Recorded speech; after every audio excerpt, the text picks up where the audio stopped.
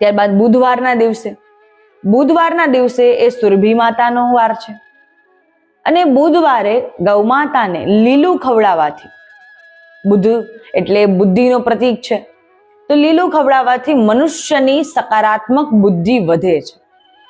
ઓમ સુરભ્ય નમઃનો જાપ કરી અને ગૌ માતાને દર બુધવારે લીલું ખવડાવવાથી મનુષ્યની બધી મનોકામનાઓ પૂર્ણ થાય છે. મનુષ્યની બુદ્ધિ એ સકારાત્મક માર્ગ પર ચાલે છે. હવે આપણા મનમાં બુદ્ધિ કુબુદ્ધિ બંને હોય, પણ આપણે શેનો પ્રયોગ કરવો એ આપણા પર નિર્ભર છે. તો મનુષ્યમાં બુદ્ધિ વધે છે, તેજ વધે છે અને મનુષ્યને નિર્ણય લેવાની શક્તિ વધે છે કે મનુષ્યને કયા કાર્યમાં કયો નિર્ણય લેવો, ઘણીવાર કાર્યમાં શેનો પ્રભાવ પડે, કેવા પરિણામો પ્રાપ્ત થાય, એ બધું નિર્ણય પર નિર્ભર હોય છે. તો મનુષ્યની નિર્ણય લેવાની શક્તિ વધે છે. મનુષ્ય કયા પ્રકારે નિર્ણય લે છે એની શક્તિ વધે છે અને મનુષ્યમાં એક આત્મિક શક્તિ, આત્મિક ઉર્જાની પ્રાપ્તિ થાય છે.